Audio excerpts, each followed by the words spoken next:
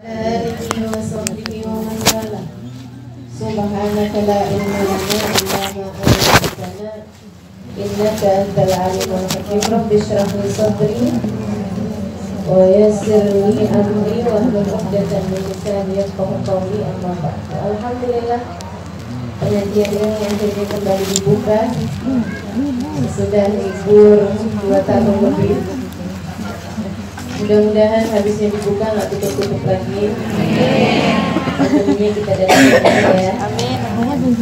Biar pulang bersama keluarganya, uminya, bapaknya. Kan kemarin sempat ada Omikron. Iya, semuanya deh, kakek, nenek, semuanya biar pada pulang semua. Dan tidak lagi menyisakan untuk kita penyakit-penyakit, insya Allah. Biar pada sehat-sehat semua, amin. Dan teman-teman saya sekalian, hari Jumat hari yang menyenangkan untuk kita membahas apapun yang berkaitan dengan baginda kita Nabi besar Muhammad Sallallahu Alaihi Wasallam.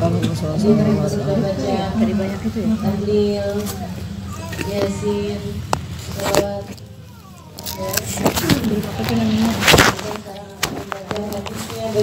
dan besar Muhammad Sallallahu Alaihi Wasallam. Mudah-mudahan Allah Subhanahu Wa Taala menerima kita sebagai umat Nabi Muhammad Sallallahu Alaihi Wasallam. Sama-sama kita sayangi, kita hormati Sahabatul Bait, Mama Nina, Kak Emil dan seluruh keluarganya. Kita doakan seluruh keluarga besar dari Habib Muhammad Asgaf. Mudah-mudahan dipanjangkan umurnya, sehatkan badannya, dimudahkan urusannya, kabulkan hajatnya, semakin dicinta Allah Subhanahu Wa Taala dan Rasulnya. Kita doakan juga almarhum yang telah berpulang rahmatullah, Habib Muhammad Asgaf. Kita doakan mudah-mudahan dibahagiakan Allah dalam alam kuburnya, menjadikan kuburnya sebagai rawdah min riyadil jannah, insyaallah. Dan apa yang kita lakukan pada hari ini, berkumpul di rumahnya, belajar kitab hadis Nabi Muhammad SAW, menjadi salah satu tambahan amal ibadah yang akan memenuhi timbangan amal kebaikan beliau, insyaallah. Amin ya rabbal alamin. Baiklah, kita akan mempelajari hadisnya Nabi Muhammad SAW di panjangan. Iya, Mel. Kita akan langsung membahas kitabnya. Nomor 7 dan nomor 8 dari huruf Qaf. Kita Sakim ini adalah kitab hadis yang dikumpulkan oleh Al-Habib Muhammad bin Abdullah Al-Haddad. Jumlahnya sebanyak 300 hari, 360 hadis yang diharapkan bisa dihafalkan oleh para santri, oleh para pelajar. Setiap harinya satu, jadi setahun 350 hadis dihafalkan. Gitu ya. Nah, kita ya paling nggak 40 lah, dari 360 itu insya Allah mudah-mudahan 40 hadis kita hafalkan, gitu ya. Terutamanya hadis yang pendek-pendek kayak hadis yang akan kita pelajari hari ini, insya Allah. Gampang banget ngapalinnya. Ya sekali lihat udah langsung hafal nih. Baik, sebelumnya seperti biasa kita akan membaca niat belajar yang disusun oleh Abdullah bin Al-Haddad. Dalam niat belajar mengingatkan kita sekalian bahwasanya kita menuntut ilmu mencari ridha Allah Subhanahu Wa Taala. Kita menuntut ilmu pengen bisa jadi hamba Allah yang benar, insyaallah. Kita menuntut ilmu karena kita ingin menjadi umat Nabi Muhammad Sallallahu Alaihi Wasallam yang dapat mengamalkan ajarannya Nabi besar Muhammad Sallallahu Alaihi Wasallam. Kita baca bersama-sama niat belajarnya. Bismillahirrahmanirrahim. Nawaitu ta'allum wa ta'lim wal istifham wal nadhar wa tadhkir wal ibadah wal istifadah wal tamasuk bi kitabillah sunnati Rasulillah sallallahu alaihi wasallam.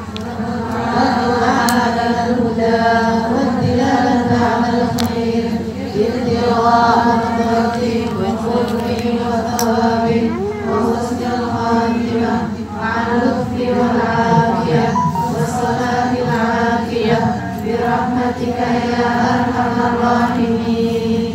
لا حضرة النبي محمد صلى الله عليه وسلم وعلى آله وصحبه وسلم.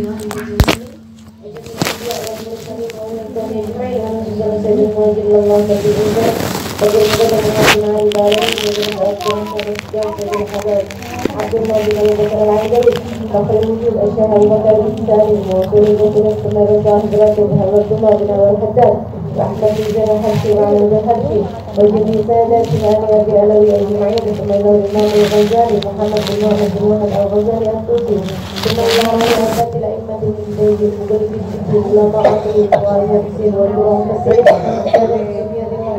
أجمعين اللهم يرحمهم ويعلي درجاتهم في الجنة ويرفعنا بركاتهم وأسرارهم وأنوارهم وعلومهم ونباتهم في الدين والدنيا والآخرة بسم الله جامع أحاديث كتاب اليقين الحديث محمد بن عبد الله الحدار وظهر بن محمد بن عبد الله الحدار اللهم يرحمهم ويعلي درجاتهم في الجنة وينفعنا بركاتهم وأسرارهم وأنوارهم وعلومهم ونفحاتهم في الدين والدنيا والآخرة. الفاتحة.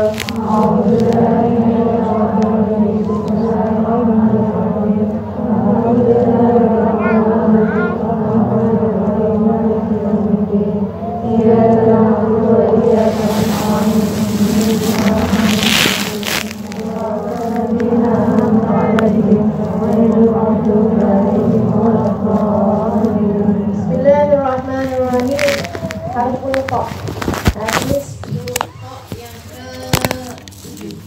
Beliau mengawali hadisnya itu dengan biar gampang ingat-ingatnya pakai huruf-huruf depannya ya. Yang sekarang kita udah sampai yaitu huruf Qa yang ke-7. Apa bunyi hadisnya?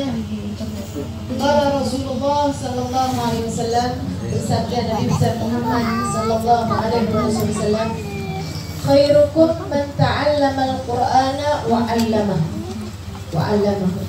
Khairukum man ta'allama al-Qur'ana wa 'allamahu. Khairukum man ta'allama al-Qur'ana wa 'allamahu. Khairukum man ta'allama al-Qur'ana wa 'allamahu. Khairukum man ta'allama al-Qur'ana wa 'allamahu. Khairukum man ta'allama al-Qur'ana wa 'allamahu. Khairukum man ta'allama al-Qur'ana. Sekali lagi. Khairukum man ta'allama al-Qur'ana wa 'allamahu.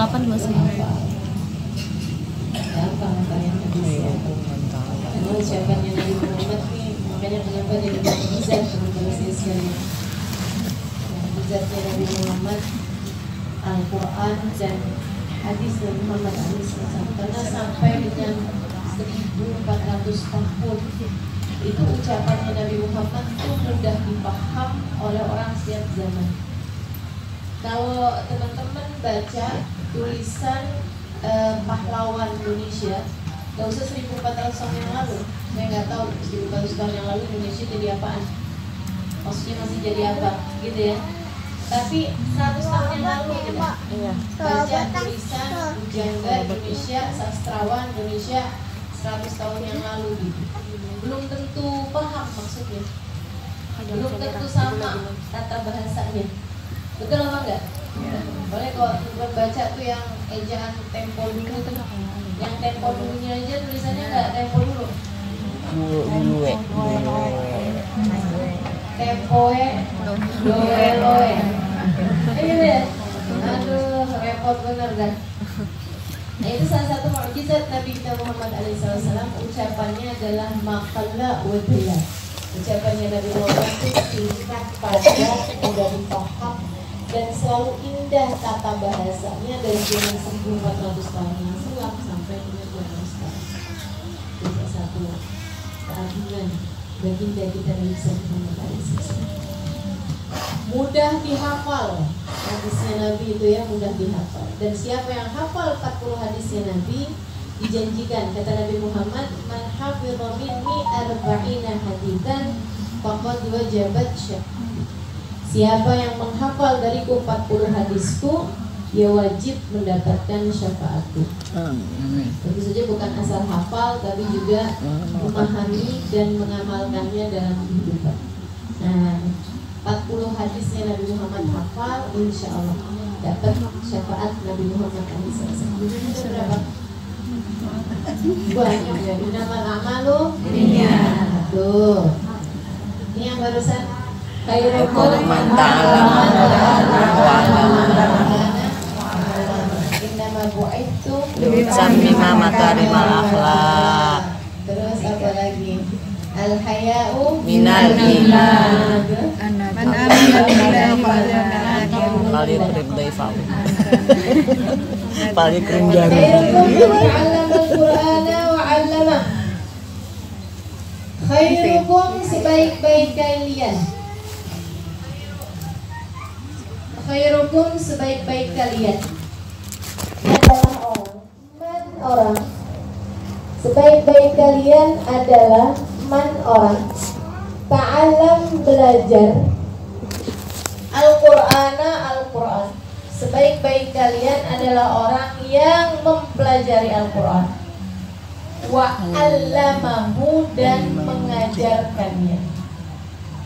Dan mengajarkannya kepada orang lain. Khairukum sebaik-baik kalian adalah man ta'allama Al-Qur'an, orang yang mempelajari Al-Qur'an wa 'allamahu kemudian mengajarkannya kepada orang lain.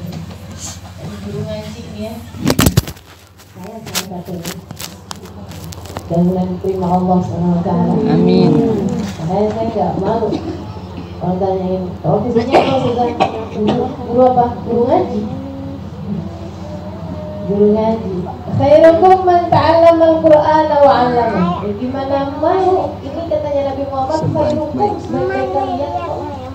Makanya jangan sampai nih ada di antara kita yang menganggap rendah profesi guru ngaji.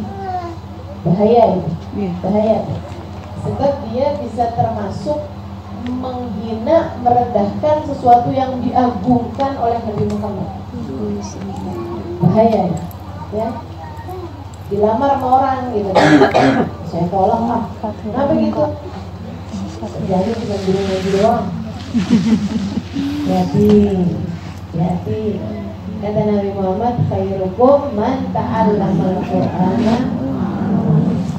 Jadi kalau guru ngaji ngelamar mesti diterima gitu Ustazah? Ya gitu ceritanya. Tapi jangan kamu menjadikan alasan kamu menolak dia adalah iya, cari alasan yang lain. Jangan gitu ya, hidungnya kurang mancung, bisa aja gitu. Apa kek gitu alasannya? Kalau memang mau tolak gitu kan. Nah, tapi kan kamu nggak pernah tahu juga. Ini pakai online. Makanya kalau saya saran buat adik-adik, kalau yang melamar tuh paling benar istikharah. Jangan lihat hanya pada urusan wibawanya doang. Wibawa mobil. Ya, jangan hanya lihat pada apa yang dia bawa gitu, akan tetapi lihat apakah dia cocok untukmu dalam pandangan Allah. Tanya, kamu nggak tahu, Allah yang tahu, tanya. Makanya istikharah, istikharah. Ibu juga gitu, jangan asal nerima lamaran. Kalau anaknya dilamar ibu ya, jangan gitu. Tapi diistikharahkan lebih bagus. Istikharahkan. Dan nggak ada yang salah sih kalau istikharah. Istikharah tuh jawabannya Allah Subhanahu Wa Taala. Nggak akan pernah keliru. Walaupun di awal-awalnya kok saya udah istikharah, tapi kok rumah tangga saya kayak begini, ya tungguin, yang sabar. Udah ya. Bukan berarti kalau diistikharahin bagus rumah tangganya tanpa masalah, ya nggak ada ceritanya. Nggak ada ceritanya, nyatuin dua kepala gitu kan dalam satu ruang, gimana ceritanya bisa jalan gitu. Tentu aja susah. Adik-adik nih yang saya bilang ini, jangankan ngadepin suami, ngadepin diri kamu sendiri itu suka bingung. Betul. Ngadepin diri sendiri aja segitu rumitnya, apalagi ngadepin suami. Maka ngarepin rumah tangga tidak bermasalah itu seperti ngarepin kamu pergi ke atas lautan, kamu pergi berlayar tanpa ada gelombang. Ya nggak ada ceritanya. Kalau kamu mau pergi ke air yang nggak gelombangnya jangan pergi ke lautan, perginya ke Kolam renang.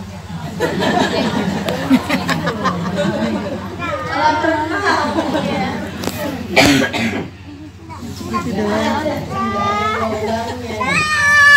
Jadi itu yang namanya orang rumah tangga ya pasti ya. Terus gimana Ustazah? Nggak usah kawin aja apa? Nah gitu juga ya dedek ya, nggak apa-apa. Kawin mah kawin aja, bismillah. Niat ngerjain sunnah, makanya niatnya mesti benar. Kalau apa-apaan itu niatnya mesti benar. Niat ngerjain sunnah. Salah satu juga niat nikah yang kadang suka kita nggak pikir. Niat untuk mampu menjadi hamba Allah yang solehah dengan menekan ego. Pelatihan penekanan ego itu paling bagus dalam rumah tangga. Pelatihan penekanan ego itu paling bagus dalam rumah tangga. Nggak kelar-kelar, nggak selesainya ya kalau udah salah satunya meninggal gitu. Tambah sedikit kekurangan ya tambah banyak kekurangannya. Masya Allah. Jadi gitu ya urusannya. Jangan pernah jadikan profesi misalnya kayak guru ngaji itu sebagai alasan ya untuk menolak seseorang, atau kayak gini loh, kalau ngaji kita yang ngajarin anaknya les matematika gede-gede gitu, tapi giliran ngasih guru ngaji ucapan besarku membohong. Iya, khair. Gitu ya, sambil bilangnya gini ya, yang lain kan memang belajar matematika nih, jadi kan memang balasannya angka gitu kan, bayarannya berupa angka-angka. Kamu kan ngajarin urusan Al-Quran, jadi seindah-indah balasannya adalah keikhlasan. Yes, sir. Ikhlas beramal. Nggak gitu. Berarti mesti dilebihin Ustazah. Sebaiknya memang iya. Itu bukan hanya karena kamu menghargai orang tersebut, akan tetapi lebih besar daripada itu menghargai orang yang mengajarkan anakmu Al-Quran. Dan adakah yang lebih hebat daripada itu? Tidak ada. Ilmu lebih tinggi daripada ilmunya Allah. Buku petunjuk kehidupan menuju Al-Quran nggak ada lagi. Maka orang yang mengajarkan anak Al-Quran itu luar biasa besar dan berfungsi sekali. Bahkan kalau misalnya kamu mampu, sebaiknya ambil sendiri posisi itu. Kalau kamu mampu, kamu bisa, kamu ada waktu gitu kan, tidak mengerjakan hal-hal lain yang lebih penting daripada itu gitu. Sebaiknya kamu ambil sendiri posisi itu, menjadi pengajar Al-Quran bagi anak-anakmu. Sehingga dalam setiap lantunan, makanya kamu kalau lagi takbir sholat tuh nggak boleh panjang alifnya. Allahu Akbar nggak boleh. Allahu Akbar artinya apakah Allah Maha Besar? Yang agak pakai nanya. Kalau kamu bacanya panjang, hurufnya panjang. Allahu Akbar artinya apakah Allah Maha Besar? Tapi kalau kamu bacanya pendek, Allahu Akbar. Ya, A-nya maksud saya, A depannya itu loh. Paham ya? Bukan lamnya. Kayaknya ada yang panjang, maksudnya itu lamnya. Allah, lamnya yang panjang kan? Allahu Akbar, gitu kan? Nah itu memang harus panjang lamnya. Tapi kalau A depannya itu nggak boleh panjang. Allahu Akbar artinya apakah Allah Maha Besar. Beda di tasdid itu beda di arti. Itu bahasa Arab, itu bahasa Al-Quran. Beda di tasdid, beda di arti. Iyyaka, nggak boleh iyyaka na'budu wa iyyaka nasta'in. Lihat itu. Iyyaka ada tasdidnya. Apa artinya? Iyyaka hanya kepadamu. Ya Allah, kami menyembah hanya kepadamu ya Allah, kami mohon pertolongan. Tapi kalau kamu bacanya iyyaka na'budu wa iyyaka nasta'in, kepada bayangan aku menyembah dan kepada bayangan aku mohon pertolongan. Bahaya banget ini. Beda di tasdid doang bisa merubah arti segitunya. Kalau ngomong bahasa Arab kita memang mesti jelas gitu kan hurufnya. Ha, ha. Nah itu bisa berubah arti. Gitu ya. Kalau kita kan enggak ada dia sampai berubah arti. Enggak ada huruf ha dalam tata bahasa kita ya. Adanya ha. Ya kan ya? Halimah aja orang bilangnya Halimah. Padahal sebenarnya Halimah. Bisa terasa nggak bedanya? Halimah dengan Halimah. Bisa terasa bedanya? Ya itu ya. Jadi teman-teman sekalian, huruf Arab berubah dikit dan merubah artinya banyak banget. Hamam, hamam artinya burung merpati. Hammam artinya kamar mandi. Beda banget kan? Himar itu artinya adalah keledai. Himar artinya adalah kerudung.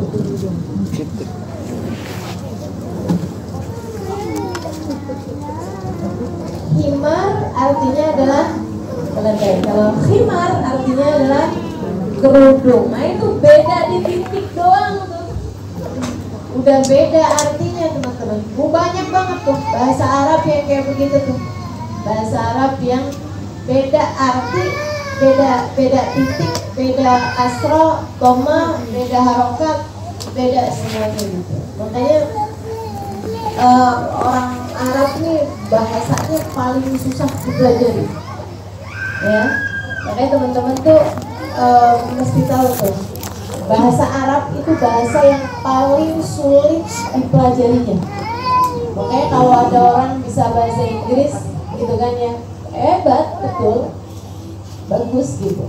Tapi kalau orang bisa bahasa Arab, bisa kata bahasa Arab, bisa ngerti huruf Al-Quran, wah itu lebih bagus lagi, lebih hebat lagi. Dan kenapa gitu? Karena nggak mudah mempelajari bahasa Arab tuh nggak mudah.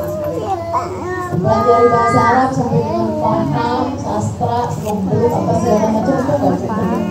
Yang bisa makanya kebanyakan adalah santri-santri yang menghabiskan waktu berbelas tahun untuk menekuni kitab-kitab yang tidak berharokat gitu ya. Kalau ketemu orang bisa baca kitab kuning gitu kan, kitab gundul gitu, nggak ada harokatnya gitu kan. Nah itu teman-teman lagi dia bisa memahaminya dan bisa menjabarkan maknanya. Nah, itu berarti dia bukan hanya pintar, tapi juga dia udah makan banyak bangku sekolahan tuh. Iya, kenyang. Kalau belajarnya nggak di pondok nggak cukup teman-teman. Kebayang nggak sih orang belajar di pondok itu belajarnya 7 hari kali 24 jam. Bukan. Orang di pondok tidak teralihkan sama TV, gadget dan lain sebagainya. Nggak ada main, nggak ada apa. Liburnya juga nggak banyak, begitu kan ya? Ya hari belajarnya ya gimana mestinya, begitu kan ya? Apalagi kalau otaknya dikasih kecerdasan Allah SWT. Makanya saya sih saran saya nih, kalau adik-adik punya ibu-ibu nih, punya anak, punya cucu, kok pintar gitu, kok cerdas gitu kan? Suruh dia mempelajari Al-Quran, suruh dia belajar agamanya Allah SWT, suruh dia belajar bahasa Arab, suruh dia memahami teks-teks kuno dari ucapan-ucapan para ulama, ucapan-ucapan Nabi Muhammad, ucapan-ucapan para orang-orang soleha, para wali-wali, gitu kan? Nah, itu perlu banyak otak ya, perlu kapasitas otak yang sangat banyak. Jadi barat orang itu HP ini mesti HP-nya yang paling canggih, yang memorinya paling banyak. Tapi kalau buat mempelajari ilmu dunia sih insya Allah nggak perlu sebegitunya gitu. Jadi kalau anak nggak pinter nih, nah ini boleh nih kita bikin dia jadi apa namanya bisnis online. Ya kalau nggak terlalu cerdas nggak apa bisa itu kan. Suruh aja dijaga dagangan online, nggak perlu kapasitas otak gede-gede teman-teman. Tapi kalau buat memahami naskah Al-Quran, buat bisa memahami bacaan-bacaan Al-Quran, buat memahami hadisnya Nabi Muhammad SAW, buat memahami ucapan-ucapan para aulia, buat memahami hukum-hukum dalam Islam, wah itu perlu kapasitas otak yang sangat besar, memori yang sangat besar. Makanya salah-salah orang kita dulu kalau goblok, kalau bodoh gitu kan, kalau nggak naik-naik, pondokin aja dah. Kebalik kalau pinter nih sekolah ini, sekolah favorit, biar jadi ini, jadi itu, biar jadi pengacara, gitu ya. Teman-teman sekalian kebalik. Justru kalau kamu punya anak cerdas, punya cucu cerdas gitu, minta dia untuk mempelajari Al-Quran, mempelajari ilmu agama Allah SWT. Karena perlu banget teman-teman. Zaman-zaman sekarang perlu saya pergi kemana-mana sebagai yang teman-teman tahu. Saya pergi kemana-mana. Indonesia ini adalah negara dengan orang yang paling banyak muslimnya, kan gitu ya, di seluruh dunia. Indonesia negara Islam terbesar di seluruh dunia. Itu kalau saya pergi kemana-mana, nggak kurang-kurang loh dokter, nggak kurang-kurang tukang bangunan, nggak kurang-kurang tukang jahit baju, nggak kurang-kurang, selalu ada aja.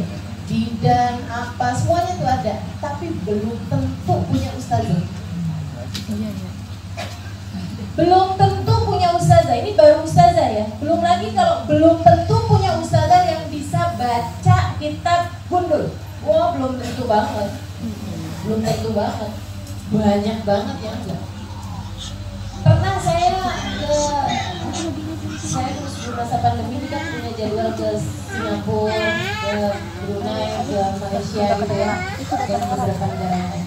Itu satu waktu ada saya ngobrol-ngobrol sama ada satu teman dari Singapura. Saya bilang saya mau beli nih, ada ini nggak ya di sini? Oh ada ustazah, itu ustazah nyarinya di ini, di toko ini sebelah sini gitu kan. Bagian itu tuh banyak banget tuh jual begituan gitu. Saya tanya gitu, kalau ini ada nggak? Ada ustazah. Ini ada nggak? Ada ustazah. Saya tanya, oh Singapura ini semua ada ya? Iya ustazah, boleh lah begitu dibilang.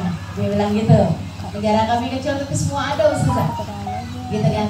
Saya tanya gitu, apa yang nggak ada di Singapura? Yang nggak ada ustazah Halimah. Maksudnya dia tentu bukan ustazah Halimah yang ada di sini, tapi ustazah yang seperti saya, mungkin begitu kurang lebih ya. Nah itu teman-teman sekalian, maka dimanapun kamu berada, kalau misalnya anak kamu tuh seorang yang mempelajari Al-Quran dengan bagus, mempelajari ilmu agama dengan bagus, kamu nggak usah takut anakmu nggak punya kerjaan. Nggak usah takut, anakmu nggak punya kerjaan. Dengan syarat emang benar-benar mumpuni ilmunya gitu. Emang benar-benar belajarnya tuh serius gitu. Emang benar-benar waktu belajarnya itu benar-benar pengen tahu sungguh-sungguh dengan apa yang dipelajari di ilmu Al-Quran, itu nggak akan kekurangan kerjaan teman-teman. Nggak akan kekurangan kerjaan. Banyak banget yang memerlukannya tuh, banyak banget. Banyak banget. Dari Papua, dari Sabang sampai Merauke gitu. Dari Aceh, Medan, terus belakang sampai Papua tuh. Asal mau aja gitu teman-teman, pasti bermanfaat, umat sangat perlu. Jadi pesan saya buat semuanya, kalau kamu punya anak yang pintar, kamu punya cucu yang cerdas, kasih pemahaman tentang pentingnya apa yang dia punya untuk dia pakai dalam li'la kalimatillah, memberdirikan, menyiarkan syiar agama Allah Subhanahu wa ta'ala. Buat pegang nih ahamiyah ini, kepentingan ini, buat pegang beban ini.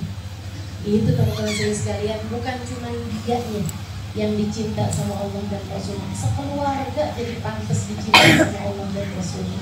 Karena apa yang dapat, kalau ibu bisa ikut-ikutan dapat kemanfaatannya. Saudara bisa ikut-ikutan dapat kemanfaatannya. Jadi kayak cahaya gitu, nerangin nanti lama-lama, pertama-tama nerangin keluarganya, lama-lama nerangin lagi yang lebih besarnya lingkupnya, lama-lama sampai si sepupu semuanya, sedaerah semuanya bisa keterangan sama cahaya tersebut. Gitu Bapak Ibu sekalian. Mudah-mudahan deh anak kita, keluarga kita biar pada jadi ulama. Amin. Anak kita, cucu kita biar pada jadi ulama. Amin. Nah itu terus yang mesti kita lakukan gimana tuh Ustazah biar anak kayak begitu? Ya kita tanamkan dalam hati anak-anak kita kepentingan Islam dalam diri mereka gitu. Nah kamu pintar banget ya nak ya ampun, senang banget dah kamu pintar. Kamu punya loh sarana buat bikin Allah sayang sama kamu dengan kepintaran kamu itu. Kamu punya loh nak kemungkinan untuk jadi seseorang yang disayang sama Nabi Muhammad dengan apa yang kamu punya itu. Gimana caranya? Ngajarin Quran gitu. Itu satu hal yang kamu bisa lakukan. Kemudian hal yang kedua, dekatkan mereka sama para ulama dari sejak kecil. Kenalkan mereka, bawa mereka, ketemuin mereka gitu. Kasih lihat mereka. Kalau lagi ada datang Umar bin Hafid, kasih lihat walaupun dari TV gitu. Walaupun dari TV tuh nak. Insya Allah banget ya nak ya, punya gitu. Ya ampun kuliahnya nak, ya gitu. Jadi anak punya idola. Jadi anak punya gambaran tentang sosok yang mereka sangat inginkan untuk dekat, sangat inginkan untuk menjadi bagian dalam hal tersebut. Itu yang dilakukan para sahabat dulu kepada anak-anaknya, pada Nabi Muhammad kan seperti itu. Anak-anak dibawa, dan Nabi nggak pernah cegah anak-anak untuk dibawa di majelis. Makanya ada satu riwayat menjelaskan 16 anak pernah ngencingin Nabi Muhammad SAW.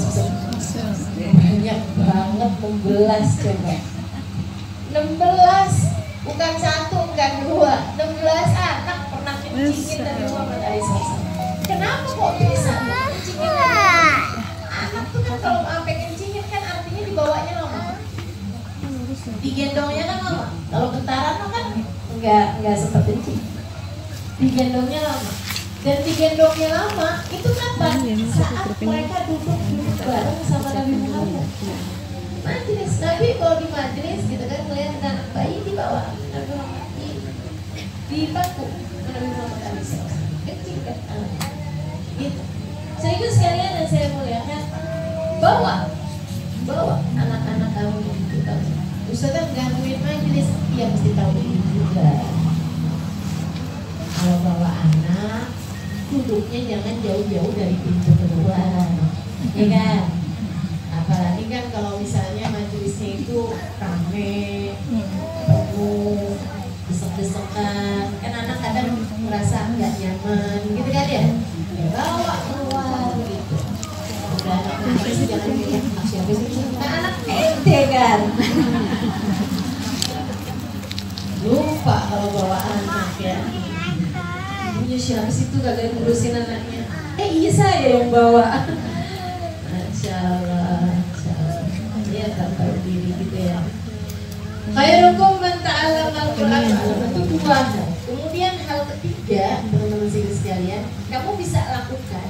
Kalau kamu pengen anak kamu tertarik untuk menempuh jalan ini, jalan dakwah, jalan jadi ulama Islam gitu ya, ulama Allah SWT. Itu yang pertama, jadi tanamkan minat dalam diri anak-anakmu. Kemudian yang kedua, bawa mereka ketemu sama para ulama-ulama, gitu ya, bawa mereka ketemu sama ustazah gitu. Kemudian teman-teman sekalian yang ketiganya, kalau kamu pengen anak-anak kamu punya minat dalam hal ini, kamunya yang cinta sama para ulama. Karena orang tua itu mengalirkan rasa, bukan mengalirkan pengetahuan. Mengalirkan pengetahuan iya, tapi mengalirkan rasa itu lebih kuat daripada anak mengalirkan, daripada orang tua mengalirkan ilmu atau pengetahuan gitu. Rasa kamu itu tertular teman-teman saya sekalian. Jadi kalau kamu cinta sama para ulama, itu akan ada juga anak kamu jadi ketularan cinta gitu. Jadi ketularan cinta, gitu kan. Saya pernah ketemuin teman saya yang saya kepisah dari dia 15 tahunan. Dia dari Amerika, saya tuliskan di buku Bidadari Bumi itu. Namanya Erika. Dia dari Amerika, sekarang tinggal di Mesir bersama dengan suaminya. Waktu saya terakhir di sana, itu terakhir dia pulang dalam keadaan hamil. Anak pertama sudah dia 6 tahun nggak hamil, nggak punya anak. Ada tuh saya ceritain di buku Bidadari Bumi yang kedua tentang Mubabah Nurul Alwi yang doanya mustajab. Malam itu dia minta doa, malam Lailatul Qadar katanya gitu ya. Dia minta doain di air. Salah satu doanya minta biar dia punya anak gitu, biar dia hamil. Dikumpulin teman-temannya di situ, dikasih minum semua air itu. Habis selesai minum, teman-teman udah nanya, kamu minta doa apa tadi? Maryam sama Mubabah Nur. Dia bilang, saya minta doa biar kita jadi orang-orang yang cinta sama Allah, amin. Biar kita semua jadi orang-orang yang punya manfaat, amin. Biar keluarga kita pada masuk Islam semuanya, amin. Karena mereka rata-rata memang mualaf dengan keluarga yang kebanyakan belum masuk Islam. Dia bilang biar kita punya anak. Ya ampun Maryam, kenapa kamu doa itu? Karena yang satu anaknya udah 6, yang satu 4, yang satu 2, tapi kayak 12. Ya ampun. Yang satu baru punya anak 1 dan masih belum pengen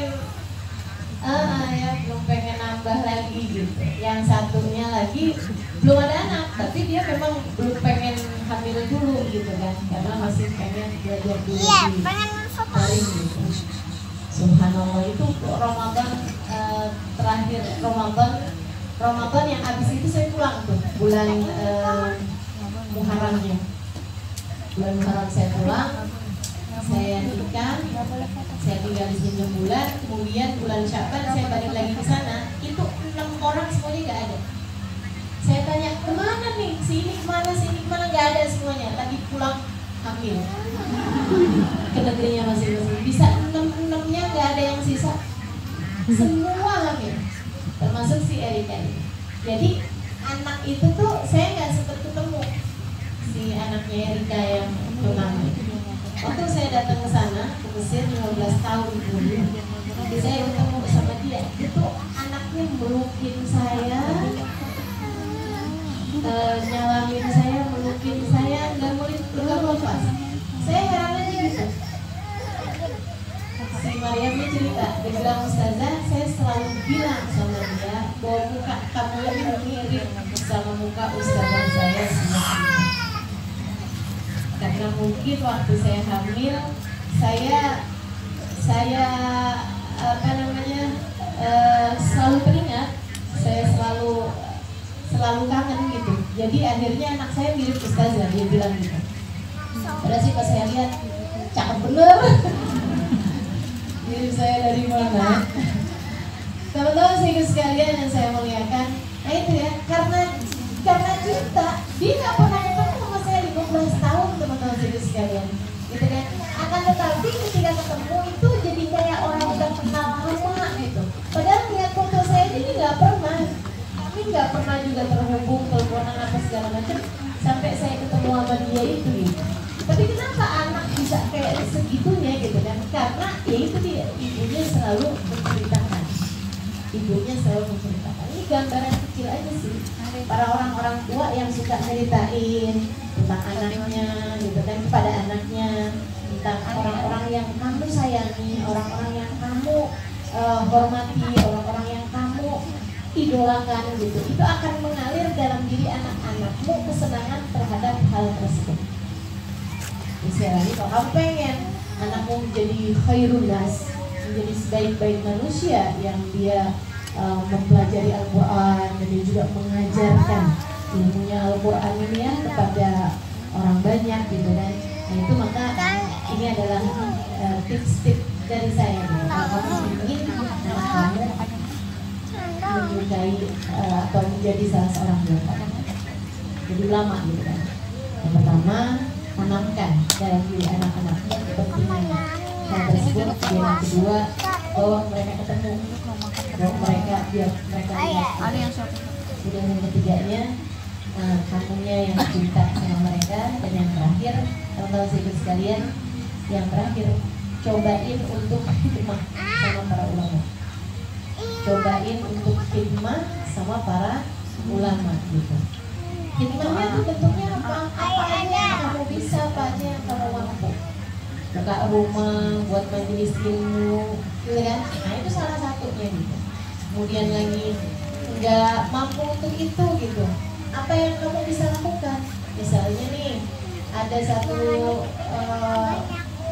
ulama yang kamu sayangi gitu ya, lagi bangun apa misalnya pondok pesantren misalnya, kamu bisa bantu gitu. Misalnya dia lagi buat hajat misalnya gitu ya, entah bikin maulid atau bahkan yang terkait sama diri pribadi, misalnya ada ustazah ngawinin anaknya misalnya gitu ya, apa yang kamu bisa bantu deh, bahkan sekedar untuk yang saya yang bagian cuci piring deh, ibarat kata nih gitu ya, saya yang bagian ini nih luang-luangin makanan, saya yang bagian apa gitu, ikut ambil bagian, ikut khidmah, bahkan sekedar merapikan sandal teman-teman saya sekalian, bahkan sekedar merapikan sandal itu hati yang bicara. Kalau kamu cinta beneran dan kamu khidmah beneran gitu, nggak usah khawatir. Saya baru kemarin dengerin ucapannya Sayyid Maliki, Sayyid Muhammad bin Ali bin Abbas Al-Maliki. Beliau mengatakan bahwa orang-orang cinta sama ulama tuh laisa bikathratil musafahah, bukan dengan banyaknya salaman. Ya, bukan dengan salaman bolak-balik. Bukan dengan alhamdulillah saya berhasil salaman nih gitu. Sama Huwa Banur misalnya gitu ya, berhasil salaman sama Huwa Banurian misalnya gitu. Enggak dengan cara-cara seperti itu gitu, enggak yang wah saya hari ini bisa salaman sudah 4 kali bolak-balik gitu. Enggak gitu. Enggak gitu modelnya. Apalagi kalau orang-orangnya merasa terganggu ya, kayak Huwa Banur kemarin tuh sampai tangannya itu kayak setengah terkilir gitu. Karena teman-teman tuh banyak yang kayak panik gitu. Kalau ketemu orang-orang seperti beliau tuh ngarep berkah tapi kayak setengah panik, jadinya nggak memikirkan nasib orang yang bisa hamil sampai kenceng-kenceng banget gitu ya. Saya kadang mau disalamin orang tangan kenceng-kenceng berapa pijit juga ya.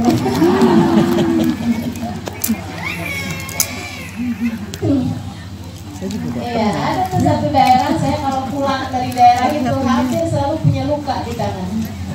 Berat tangan saya gitu. Dan kemarin saya dengar ada satu ustazah pulang dari daerah Kalimantan gitu ya, tangannya putus, tulangnya putus, tulangnya retak putus malahan sampai. Jadi dilarikan ke ini ya, sangkal putung, dipakai ini, dipakai ini yang dibalut berkali-kali yang bulan-bulan, tulangnya ini lagi gitu, karena saya tulangnya itu ada yang terputus. Nah itu kan jadinya bukannya cinta itu malah. Itu membahayakan, bahkan maksudnya menyiksa itu ya. Itu sangat egois. Mencintai itu adalah memberi, bukan melukai, ya, bukan mendapat. Itu makanya teman-teman sekalian, mencintai itu dengan rasa, yang ketiga itu ya, kemudian yang keempat berkhidmah dengan apapun yang kamu bisa. Gitu ya, khidmah, nyenengin. Hadir juga termasuk bagian dari khidmah, karena kan majelis ini kan nggak jadi majelis nih kalau nggak dihadirin, gitu kan? Jadi dengan hadir juga udah merupakan dengan hadir dan kamu tenang di majelis, nggak berbicara, tidak melakukan apapun yang membuat kamu terganggu konsentrasinya dan mengganggu konsentrasi orang lain, itu sudah merupakan bagian dari khidmah terhadap agama ini dan khidmah kepada para ulama-ulama kita. Gitu. 4 hal itu kalau kerjain teman-teman sekalian, insya Allah anakmu atau sekurangnya cucumu ada yang jadi ulama, insya Allah. Amin. Jadi ulama, insya Allah. itu yang disampaikan sama Mbah Mun ya Haji Maimun Zubair. Katanya Mbah Mun, kalau kamu di rumahmu bikin majelis atau kamu berkhidmah dengan para ulama, insya Allah sekurangnya anak-anakmu soleh salehah. Kita beliau, kalau bandel ya tungguin aja insya Allah. Pada balik semuanya. Begitu teman-teman. Khairukum man ta'allama al-Qur'ana wa 'allama. Nah ini terus mengajarkan Al-Quran itu aja. Satu, saya sampaikan mengajarkan atau mempelajari dan mengajarkan cara membacanya. Gitu kan ya? Cara bacanya. Sampai bisa bacanya dengan benar, karena seperti yang tadi saya sampaikan, Al-Quran itu salah bacanya bisa mengubah artinya. Al-Quran itu salah huruf, apalagi salah, jangankan salah huruf, salah harokat atau menghilangkan tasdid aja, atau salah panjang pendeknya aja, itu bisa mengubah artinya, bisa mengubah artinya. Nah, itu karena memang perlu dipelajari dengan benar. Dan mempelajari Al-Quran itu nggak bisa asal belajar dari kata-kata, semuanya harus pakai dari lisan. Kamu harus dengar dari lisan. Jadi nggak ada ceritanya buku petunjuk membaca Al-Quran itu nggak kena, nggak bisa. Belajar Al-Quran dari buku petunjuk tuh nggak bisa, karena kamu harus dengar bagaimana pelafalannya roh, bagaimana pelafalannya sa, bagaimana pelafalannya ain, gitu ya, bagaimana pelafalannya of, bagaimana pelafalannya antara sa, sya, ta, so. Nah itu kan deket-deket tuh, mirip-mirip tuh. Nah itu pelafalan huruf-huruf tersebut antara mustaqim dengan mustaqim dengan mustaqim, itu kan, atau mustaqim gitu ya. Nah itu kan beda-beda tipis tuh gitu. Nah itu nggak bisa hanya dengan kamu mempelajari buku, harus mendengar. Bal yuballigh as-sami' minkumul ghaib. Kata Nabi Muhammad SAW, kalian para sahabatku yang mendengar dari aku harus menyampaikan kepada yang enggak dengar dari aku. Maka para sahabat menyampaikan kepada tabi'in. Para tabi'in, para sahabat bilang sama tabi'in, fal yuballigh as-sami' minkumul ghaib. Kalian para tabi'in dengar dari saya, sampaikan kepada orang-orang yang enggak mendengarkan dari saya. Maka mereka pun kemudian menyampaikannya kepada tabi'in. Gitu kan? Mereka nyampein, denger nih dari Imam Malik cara baca Al-Quran. Imam Maliknya dengar dari gurunya yang seorang sahabat. Sahabatnya dengar dari Nabi Muhammad Sallallahu Alaihi Wasallam. Imam Malik nyampein kepada Imam Syafi'i, Imam Syafi'i nyampein kepada murid-muridnya, fal yuballigh as-sami' minkumul ghaib. Muridnya Imam Syafi'i dengar, nyampein lagi ke generasi berikutnya, generasi berikutnya, generasi berikutnya, generasi berikutnya, sampai kepada kita sekarang ini. Teman-teman sekalian, Al-Quran harus diambil dengan silsilah, dengan silsilah ilmu, silsilah cara baca, nyambung sampai ke Nabi besar Muhammad Sallallahu alaihi wa ala alihi wa sahbihi wasallam. Saya mempelajari Al-Quran dari guru-guru saya. Guru-guru mempelajari Al-Quran dari gurunya. Gurunya mempelajari Al-Quran dari gurunya. Gurunya mempelajari Al-Quran dari gurunya. Gurunya. Saya mendengar Habib Umar membaca surat Al-Fatihah dalam salatnya. Saya mendengar Hubab Nur membaca Al-Quran dalam salatnya. Hubab Nur membaca Al-Fatihah itu dari Habib Muhammad bin Abdullah Al-Haddar. Habib Muhammad Al-Haddar gitu kan mempelajari Al-Fatihah ini dari guru beliau, Habibana Ali Al-Habsyi. Habib Ali Al-Habsyi mendengarkan bacaan Al-Quran ini, teman-teman sekaligus sekalian, dari gurunya Habib Abu Bakar Attas. Habib Abu Bakar Attas mendengarkan ini dari gurunya Habib Abdullah bin Husain bin Tahir. Habib Abdullah bin Husain bin Tahir mendengarkan dari gurunya Habib Hasan bin Saleh Al-Bahar. Habib Hasan bin Saleh Al-Bahar mendengarkan dari gurunya. Terus itu nyambung Sallallahu Alaihi Wasallam. Jadi sekedar bacaan Al-Fatihah yang saya baca, yang kamu dengar teman-teman sekalian, itu menyambungkanmu secara berurutan tanpa putus dengan Nabi besar Muhammad Sallallahu Alaihi Wasallam. Jadi Al-Fatihahmu benar. Jadi kamu bisa bilang bahwa dalam Al-Fatihah aku dan dirimu bersatu ya Rasulullah. Benar. Melewati begitu banyak tali, tapi nyambung, nggak ada yang putus. GR nggak tuh? Jadi kalau kamu bilang bahwa aku ngerti surat Al-Fatihah dari Nabi Muhammad, guru kita yang terbesar adalah Nabi Muhammad, benar. Emang disampaikan tuh nyambung tuh teman-teman, nyambung. Cara saya baca Fatihah adalah cara yang saya dengar Habib Umar baca Fatihah dengan cara itu. Gubernur baca Fatihah dengan cara itu. Sama nggak yang lain? Sama. Karena memang ujungnya yang pertama kali ngajarin surat Al-Fatihah adalah baginda Nabi besar Muhammad Sallallahu Alaihi Wasallam. Nah, alangkah sangat bagusnya jika hanya bacaan Fatihah yang sama, akan tapi juga pemahaman Fatihah yang sama, bahkan juga pengamalan Fatihah yang sama dalam kehidupan. Saya baca Yasin seperti Khubabah membaca Yasin, seperti Habib Umar membaca Yasin. Alangkah sangat indahnya jika pemahaman saya terhadap surat Yasin sama dengan pemahaman Habib Umar terhadap surat Yasin, dan juga sama dengan pengamalan Habib Umar terhadap surat Yasin. Dan jika pemahaman saya terhadap surat Yasin, saya juga memang menerimanya dari Habib Umar. Kemudian saya mengajarkannya kepada dirimu, kamu menghadiri, maka dalam surat Yasin kamu dan Nabi Muhammad bertemu. Karena kamu mendapatkan pemahaman surat Yasin dari saya mendapatkannya dari Habib Umar mendapatkannya dari gurunya mendapatkannya dari gurunya, sampai nyambung kepada Nabi besar Muhammad Sallallahu Alaihi Wasallam. Dan seperti ini teman-teman sekalian, gak bisa dibandingkan dengan ilmunya orang-orang yang belajarnya dari Google, belajarnya dari buku-buku, belajarnya dari narasi, dari pemahaman orang yang tidak bersambung dengan Nabi besar Muhammad Sallallahu Alaihi Wasallam.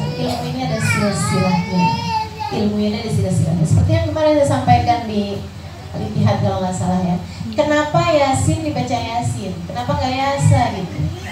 Kenapa ada banyak huruf-huruf muqatta'ah dalam Al-Quran? Kenapa dalam awal Al-Baqarah dibacanya Alif Lam Mim? Kenapa dalam awal Al-Insyirah dibacanya Alam Nashrah? Padahal sama loh. Alam sama Alif Lam Mim itu sama. Sama-sama Alif, Lam, sama Mim. Kenapa yang satu dibaca Alam, yang satu dibaca Alif Lam Mim?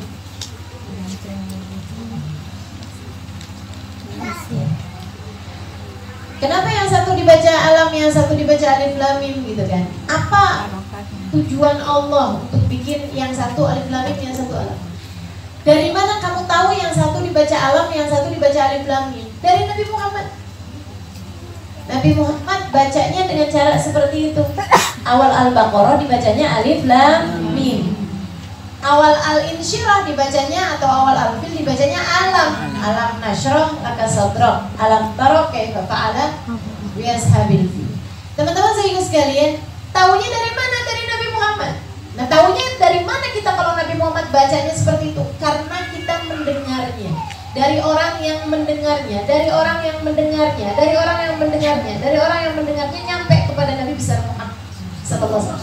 Itu isyarat dari Allah bahwa Al-Quran cara bacanya kamu harus ngikutin cara bacanya Nabi Muhammad.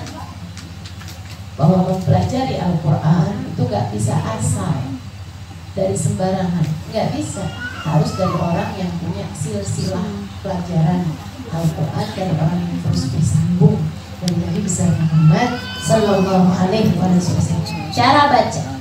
Nah, habisnya cara baca, cara apa? Cara cara memahami Al-Quran. Wah, itu lebih dalam lagi ilmunya. Kalau cara baca cuman perlu namanya ilmu tajwid, ilmu cara membaca Al-Quran. Nanti dipelajarin. Ada istilahnya mad, memanjangkan huruf-huruf. Mat aja tuh macam-macam. Ada mat tobi'i, ada mat lazim aja ada mat lazim muttasil, ada mat lazim mufasil. Teman-teman sekalian yang saya muliakan, ada yang dibacanya cukup dengan 2 harokat, ada yang bacanya dengan 4 harokat, ada yang boleh sampai dengan 6 harokat. Nah, itu semuanya tuh dipelajarin dari cara-caranya membaca Al-Quran. Ya. Lama Anda belajar lama. Harus Belajar baca Quran. Banyak yang Tapi dipelajari. bukan segala-galanya. Belajar harus lama. Tajwid itu bukan segala-galanya. Ustazah, orang kalau baca Al-Quran nggak pakai tajwid dosa ya? Enggak. Saya sudah praktek beberapa. Tapi dia harus belajar. Saya nggak ngerti tajwidnya, Ustazah, saya boleh baca Quran? Boleh. Tapi sebaiknya selain daripada kamu baca Al-Quran sendiri, kamu juga harus sering membaca Al-Quran sambil mendengarkan dari orang yang bagus bacaan Al-Qurannya. Untuk masalah pembacaan Al-Quran, baca bareng-bareng. Oh, di majelis itu kan bacaan Al-Qurannya kan dipimpin, Yasinnya kan dipimpin tuh kan. Nah, nanti kan lama-lama kamu tahu, oh selama ini saya bacanya gak gini nih, selama ini saya kurang fasih bacanya, kan jadi tahu kalau kamu sering membaca bersama-sama atau sering membaca dengan tadarus, gitu ya. Tadarus itu artinya satu baca, yang satu dengerin, satu baca, yang satu dengerin. Nah, itu teman-teman sekalian, itu masalah membaca Al-Quran. Yang keduanya kemudian memahami maknanya Al-Quran. Itu ilmunya bukan main-main.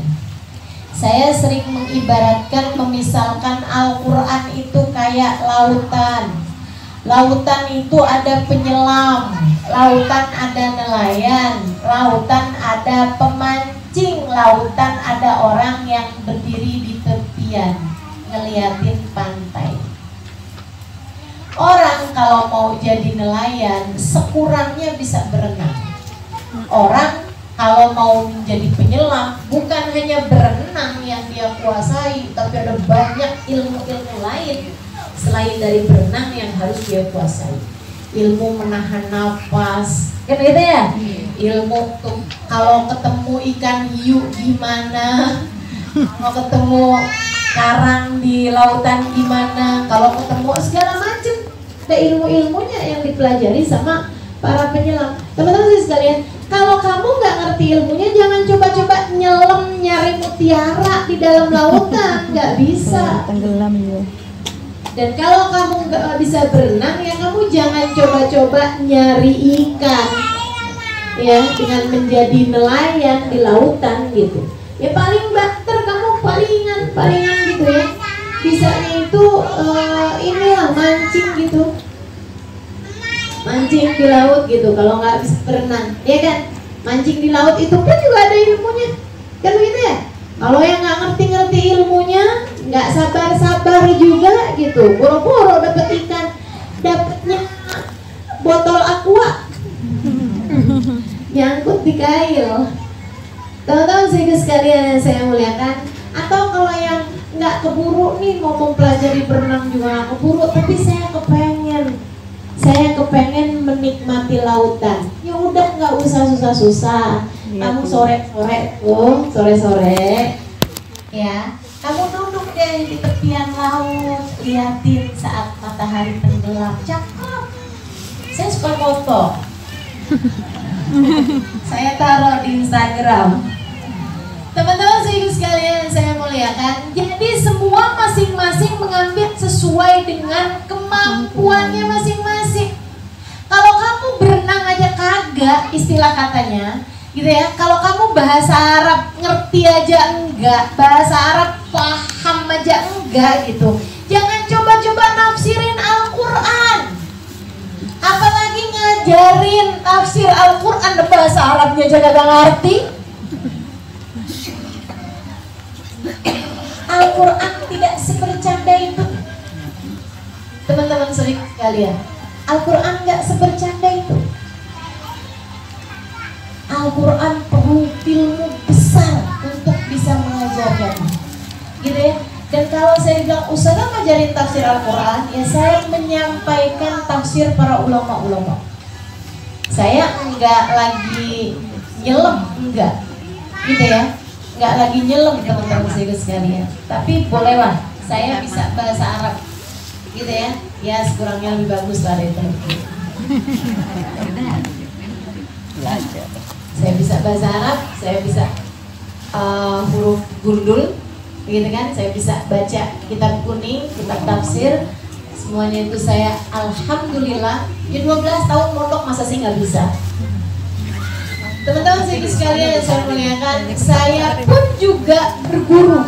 Artinya bahwa tafsir yang saya bawakan itu hanya fotokopi dari apa yang sudah saya dengarkan. Saya tidak mentafsirkan Al-Quran, saya hanya menyampaikan tafsir Al-Quran yang telah disampaikan oleh para guru-guru saya. Kan gitu tuh. Itu pun juga dengan kitab-kitab tafsir yang memang sudah ada di dalam kitab tafsir yang muhtamad. Begitu teman-teman sedikit sekalian. Dan itu pun juga ya gitu lah ya. Saya nggak banyak berharap teman-teman yang dengar itu jadi para ahli tafsir Quran. Enggak gitu. Saya berharap teman-teman bisa tahu makna Al-Quran, keindahan Al-Quran. Itu tadi kayak orang-orang yang duduk di tepian pantai saat senja gitu. Mari kita bersama-sama menikmati keindahan senja saat sore hari gitu di pantai. Itu aja harapan saya teman-teman saya sekalian. Gitu. Nah itu ya. Jadi memang Al-Quran pemahamannya itu betul-betul perlu ilmu yang sangat besar, perlu ilmu yang sangat agung. Mudah-mudahan Allah Subhanahu Wa Taala ajarkan kepada kita Al-Quran dan pemahamannya insya Allah. Quran tuh rasanya luar biasa. Saya menganggap saya bisa ngerti Al-Quran sedikit-sedikit ya.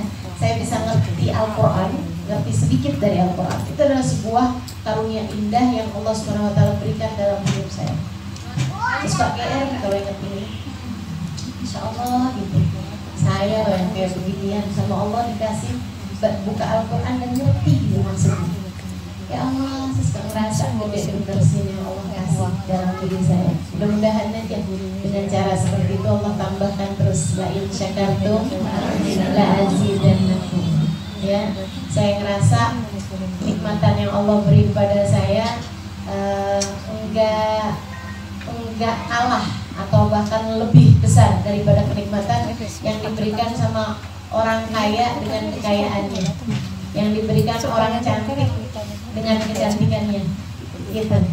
Ada nih orang cakep, makasih ya Allah, saya jadi cantik begini ya Allah, jadinya suami saya cakep gitu kan, jadinya anak-anak saya cakep, jadinya saya bisa inilah itulah gitu ya. Teman-teman sekalian yang saya muliakan, saya nggak dikasih itu, tapi saya nggak masalah. Kenapa gitu? Karena saya dikasih yang lebih daripada itu. Saya buka Al-Quran dan saya ngerti artinya. Ada di sini mungkin yang dikasih harta. Alhamdulillah, saya dikasih harta nih, saya jadinya bisa beli ini, saya bisa beli itu, saya bisa nyumbang sana, saya bisa nyumbang sini. Oke, kamu dikasih kenikmatan besar. Tapi saya enggak iri sama apa yang Allah kasih sama kamu. Sebab saya dikasih yang lebih daripada itu. Kamu buka Al-Quran, kamu nggak ngerti kan? Saya ngerti. Sedikit sih. Iya. Saya ngerti. Sedikit saya ngerti. Saya ngerti sebab nuzulnya sebagian. Ya. Saya ngerti makna-maknanya. Saya bahkan sebagian saya mengerti perbedaan pandangan ulama mengenai ayat tersebut gitu. Alhamdulillah. Alhamdulillah. Dan saya sangat berharap umat Islam tuh banyak juga yang dikasih kenikmatan seperti yang Allah kasih ke saya. Karena senang teman-teman, senang teman. Buka Al-Quran dan paham maknanya tuh senang banget. Liatin, dengerin cara Allah bercerita tentang Sayyidah Maryam dalam surat Maryam, tentang Nabi Musa dan Nabi Harun dalam surat Thaha, tentang Nabi Yusuf dalam surat Yusuf, tentang Nabi Musa dalam surat Al-Qasas atau Al-Anbiya atau surat-surat yang lain, pertebaran ceritanya Nabi Musa itu. di mana-mana surat di Al-Baqarah dan lain-lain. Rasanya luar biasa, benar loh. Rasanya luar biasa banget gitu. Kayak lagi nonton film gitu ya. Tapi filmnya itu setiap ditonton beda lagi dapatnya tuh Al-Qur'an. Al-Qur'an tuh gitu. Al-Qur'an tuh kamu baca sekarang, kamu bisa paham luar biasa banget ya ayat ini nih. Misalnya gitu ya. Kapan lagi kamu baca dan kamu baca lagi, oh ya ampun, ini maknanya lain lagi nih.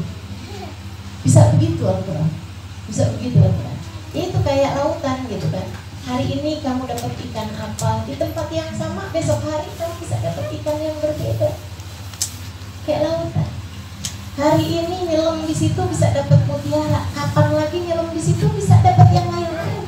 Mungkin puingnya pesawat, bisa jadi. Nah, jadi macam-macam teman-teman sekalian. Al-Qur'an memang indah luar biasa. Saya sangat-sangat berharap, umat ini banyak yang kembali kepada Al-Quran dan tertarik dengan apa yang ada, yang Allah SWT tuliskan dalam Al-Quran.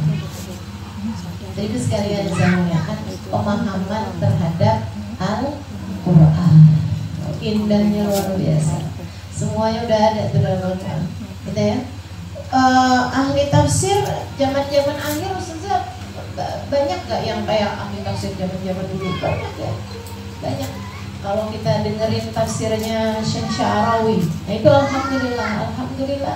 Saya sangat berterima kasih kepada teman-teman di Mesir, ulama-ulama di Mesir yang masih terus mengupload video-video dari Syekh Sya'rawi ya di YouTube gitu kan, sehingga kita bisa mendengarkan tafsir dari beliau, bahkan surat-surat yang penuh-penuh gitu kan.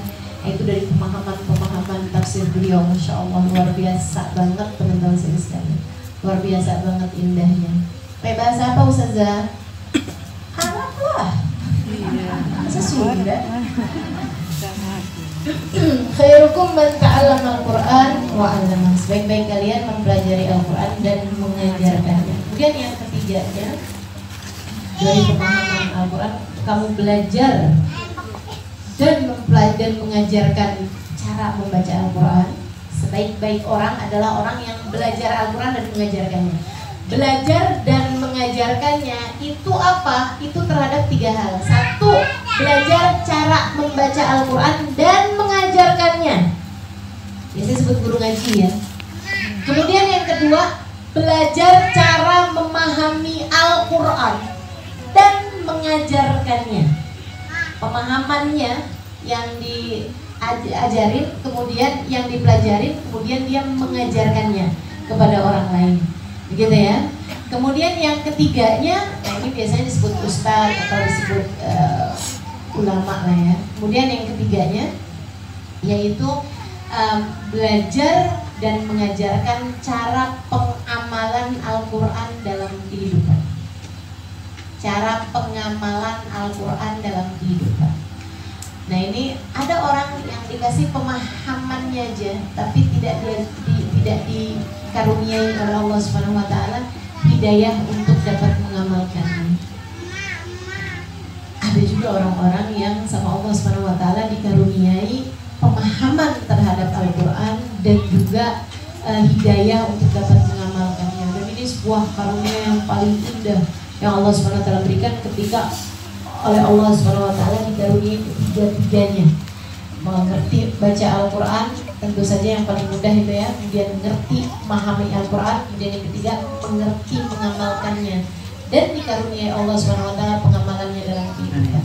Dan ini yang menurut saya merupakan perbedaan yang paling mencolok antara ulama-ulama dari Hadramaut, ulama-ulama dari Tarim, ulama-ulama dari Hadramaut dengan ulama-ulama dari negara-negara yang lain-lainnya.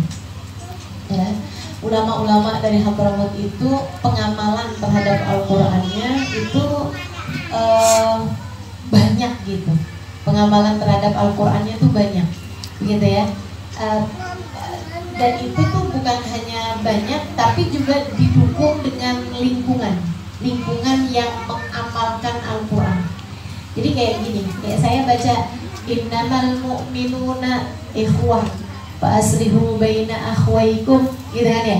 Karena Allah Subhanahu wa taala sungguhnya orang mukmin itu bersaudara, maka damaikanlah orang-orang yang sedang bertikai di antara kalian. Itu saya baca ayatnya dari dulu gitu, tapi pengamalan terhadap ayat itu saya dapati dari orang-orang kita ini. Bagaimana mereka menganggap bersaudara siapapun asal Islam.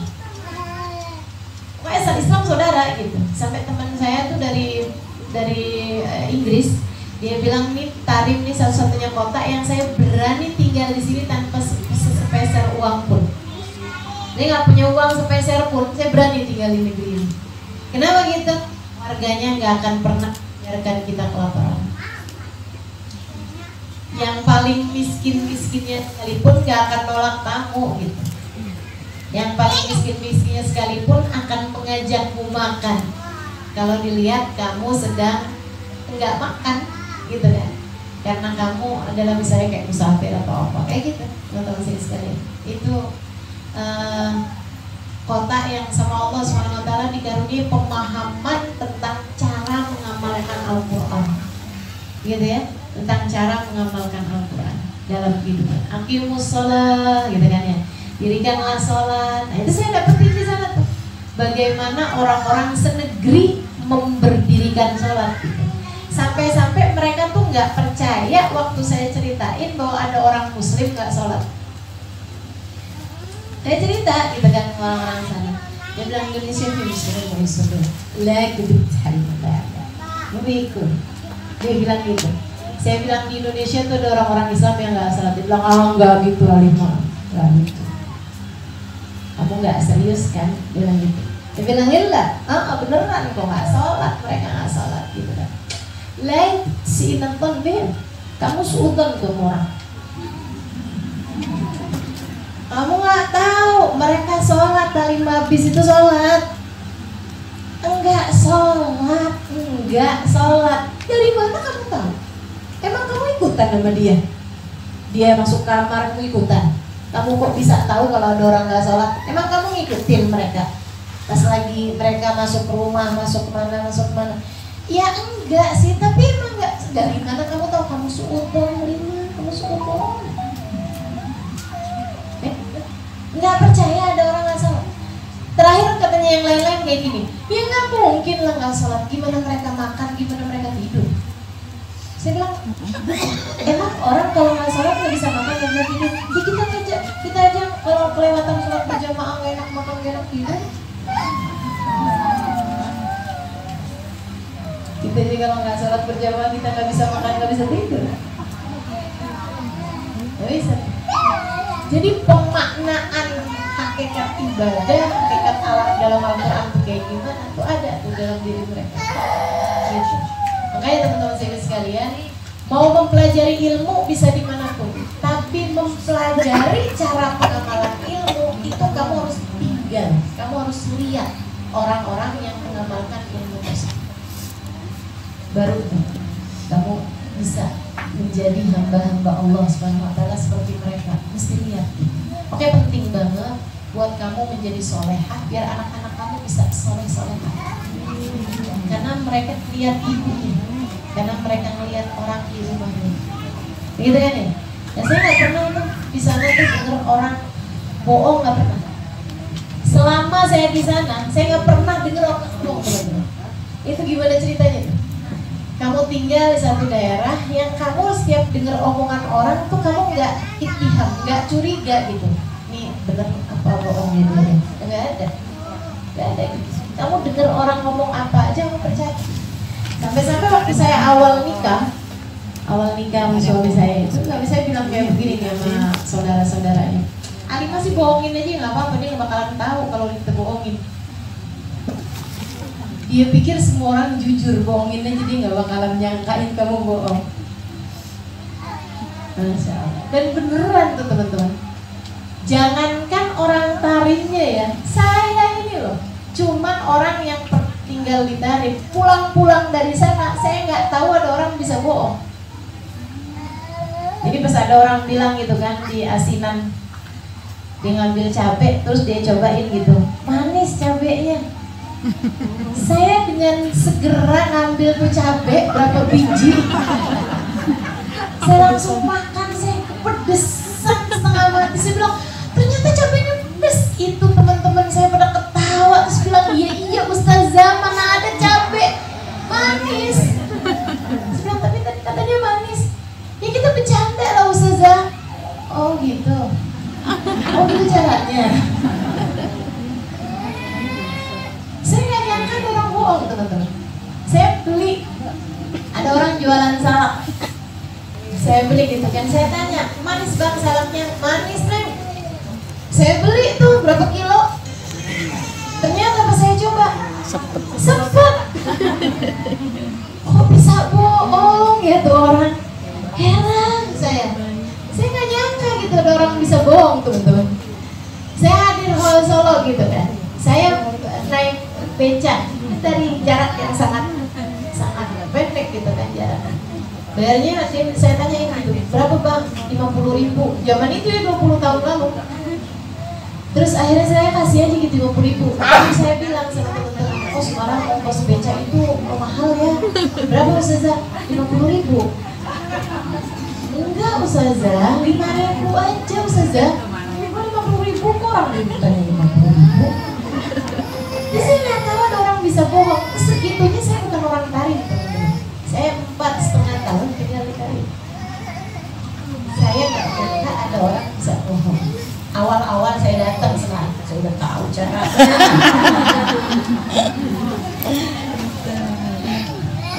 Udah tahu saya caranya. Tinggal jagain aja gimana jadi orang yang nggak bohong gitu ya. Teman-teman sekalian saya mulai ini pengamalan ilmu gitu.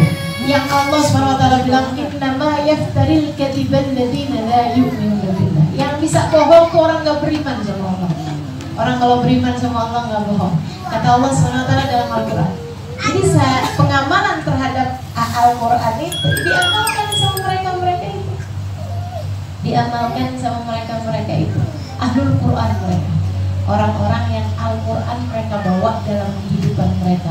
Mengalir bersama dengan nadi mereka, mengalir bersama dengan aliran darah mereka, berdetak bersama dengan nadi mereka. Diamalkannya Al-Quran dengan sebenar-benarnya. Segitunya tuh, kalau mereka diceritakan tentang adab-adab Allah dalam Al-Quran, ya Allah, air matanya paling banyak. Kalau diceritain tentang rahmatnya Allah SWT dan surganya, ya Allah, harapan mereka banyak sambil bilang ya Allah, walaupun kami nggak pantas ya Allah, walaupun kami nggak pantas ya Allah, jadikan kami salah satunya. Masya Allah, itu ahli-ahli Quran, gitu ya. Kita nih orang-orang Indonesia nih kadang-kadang baru ngaji bentaran aja udah berasa jadi ahli surga. Baru bisa nambah 2 rakaat kalau malam sebelum subuh gitu ya. Wow, udah berasanya yang paling soleha. Masya Allah. Suaminya kalau lagi marah banget, hati-hati ya bang, saya ini ahli ibadah. Walah, nanti kalau marahin ahli ibadah. Masya Allah. Itu teman-teman saya sekalian, 3 pemaknaan terhadap orang yang belajar kemudian mengajarkan Al-Quran. Mempelajari cara bacanya dan mengajarkannya, mempelajari cara pemahaman Al-Quran dan mengajarkannya, kemudian mempelajari cara pengamalan Al-Quran dan mengajarkannya kepada orang lain, mengajarkannya. Insya Allah mudah-mudahan kita menjadi khairun nas. Amin. Menjadi sebaik-baik orang. Yuk kita punya sisa waktu, pelajarin dong Al-Quran. Waktu kamu tuh belajarin, nggak pengen tahu apa artinya dari surat juz apa gitu ya yang kamu baca dalam Al-Quran, nggak pengen tahu apa artinya Al-Bahar, artinya Pulau Birobin Nas gitu kan. Tema hari-hari Quran. Apa aja sih Iya. Bulan puasa. Karena pengen tahu kan arti dari bacaan Al-Quran selama ini sering kali kita baca gitu. Itu teman-teman sekalian. Sekarang alhamdulillah banyak banget ulama-ulama yang mengajarkan tafsir Quran ya. Kalau kita mau buka di YouTube di mana-mana juga banyak tuh. Yang pastinya cari orang-orang yang pemahaman Qurannya, pemahaman terhadap Al-Qurannya bersambung, memiliki silsilah nasab ilmunya, silsilah nasab ya, memiliki silsilah ilmu, silsilah nasab ilmunya banyak dari Muhammad SAW dan nasabnya tidak terputus, nasabnya tidak terputus. Itu seperti itu. Jadi itu dari baca Quran, jadi bisa kita baca Quran banyak 5 tuh. waktu ya. Ustaz Somad salah satunya nasab ilmu Saya targetin belajarnya dari bukan sombong ya, tahadus bin masuk juga salah satu ingin sharing aja. universitas yang memang Salah satu apa? di Satu tempat itu ya selembar lah. ini ya memiliki sambungan Berarti kan nasab dua ilmu lembar. Kalau yang kita terus kuliah kemudian kan tuh kalau namanya mereka ya. mempelajarinya dari 6 para kali Al-Fatihah ya istilahnya. 6 kali juz, 6 kali surah ya. Lumayan kan. teman-teman sedikit sekalian yang saya muliakan, mudah-mudahan Satu Allah hari, SWT ya, paling lama jadikan 2 kita hari, sebaik-baik 1 juz orang nih yang masuk ke hadis insyaallah. Amin ya rabbal alamin. Rabbana zalamna anfusana wa in lam taghfir lana wa tarhamna lanakunanna minal khasirin. Rabbana atina fid dunya hasanah fil akhirati hasanah wa qina adzabannar. Dawam ya subhanakallahumma wa tahiyyatuhum fiha salam. Akhiru da'wana alhamdulillahi rabbil alamin. Belajar bisa mengenai dunia wa ila hadratin nabi al-fatihah.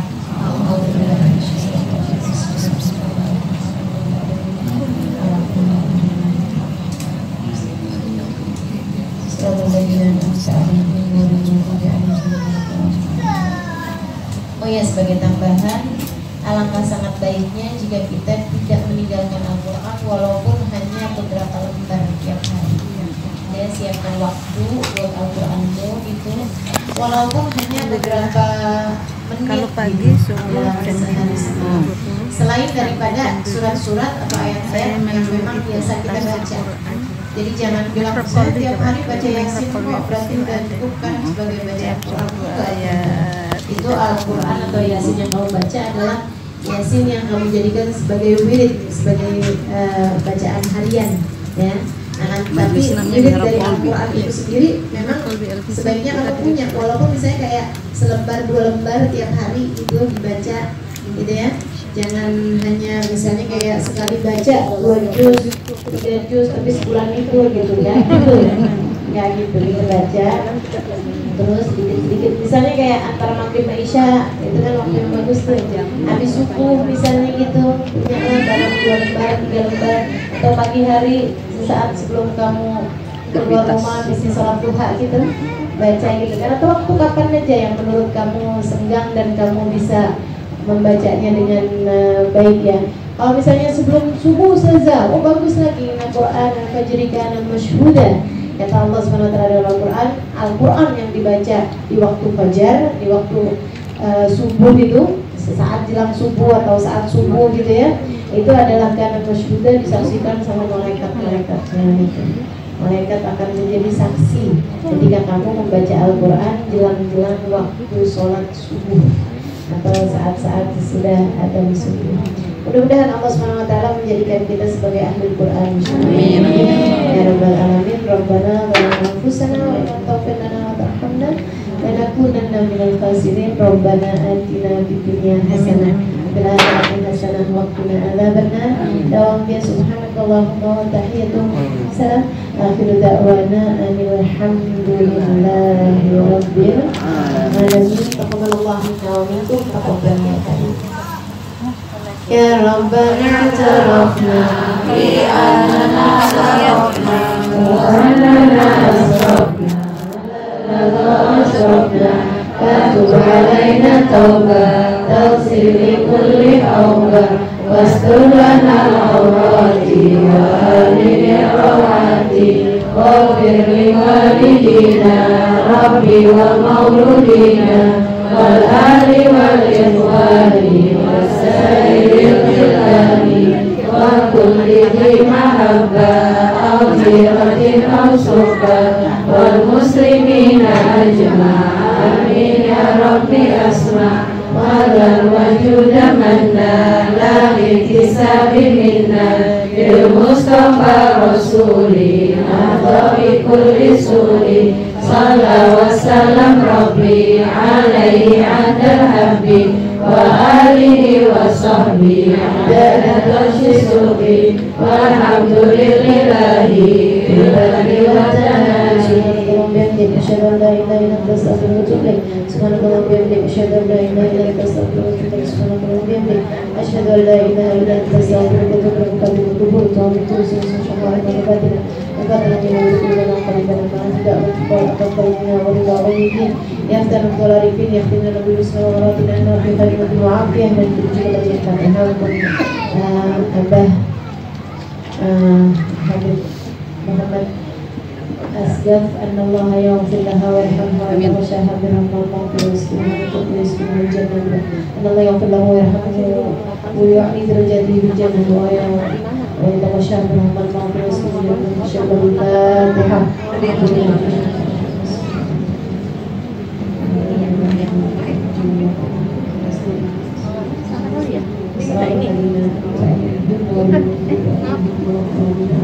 ربنا تقبل منا إنك أنت السميع العليم وتب علينا إنك أنت التواب الرحيم. Kemudian subhanakallahumma wa bihamdika, salam akhir.